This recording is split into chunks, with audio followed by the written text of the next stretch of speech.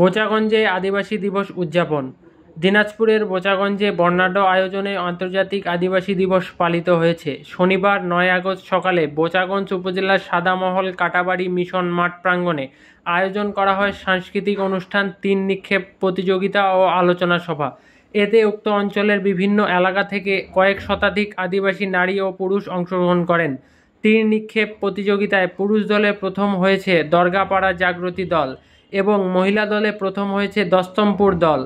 জোহার সংঘের সভাপতি মতিন হাসদার সভাপতিত্বে অনুষ্ঠিত আলোচনা সভায় প্রধান অতিথি হিসেবে উপস্থিত ছিলেন বোচাগঞ্জ উপজেলা নির্বাহী অফিসার মারুফ হাসান।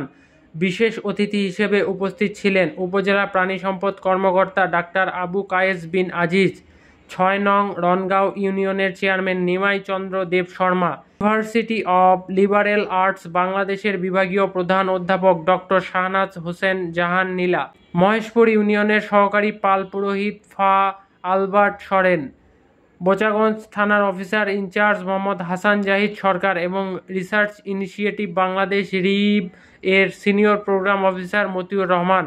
আলোচনা সভাটি সঞ্চালনা করেন নীরেন মুর্মু। আমরা উদযাপন করলাম। আমরা বিভিন্নভাবে ৬ তারিখ থেকে আমরা বিভিন্ন প্রোগ্রাম দিয়ে আসছি। আমাদের আদিবাসীদের এবং এই গ্রামীণ বাংলার ঐতিহ্য খেলা আমরা শুরু করেছি। ওই খেলা থেকে যেমন মনে করেন আমাদের পাতা খেলা, এটা গ্রামীণ ঐতিহ্য, এই মাটি কোনোদিনও হয়নি। এই আমরা প্রথম করলাম ৬ তারিখ এবং ৭ তারিখ। আদিবাসীদের ঐতিহ্যবাহী আমাদের যে সংস্কৃতি রয়েছে, এই তীর নিক্ষেপ খেলা, এটাকে আমরা আরও জাগ্রত করার জন্য নারী এবং পুরুষদের বিভিন্ন দল আমাদের এই সাদামহল কাটাবাড়ি মাঠে এসেছেন। এই সাদামহল কাটাবাড়ি জোহার সংঘ এই আয়োজন করেছে।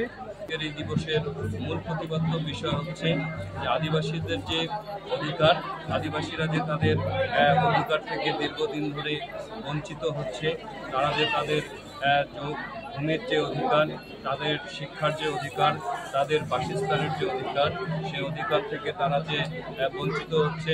অনেকেই আজকে জাতীয় অধিকার বলতে কতগুলো কথা তুলেছেন।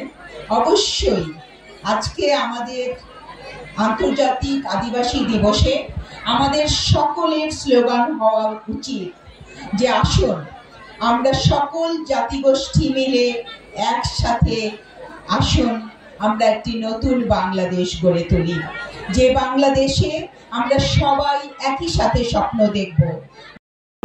কখনো যদি আপনাদের আইনি সহায়তা প্রয়োজন হয়, আমরা অবশ্যই আইনি সহায়তা দিয়ে থাকি।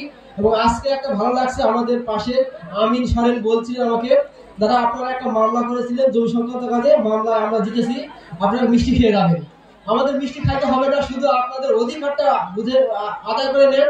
আপনাদের কখনো কোথাও যেন আপনারা নির্যাতনের শিকার না হন, আপনারা ন্যায় বিচার পান, সেই লক্ষ্যে আমরা কাজ করছি।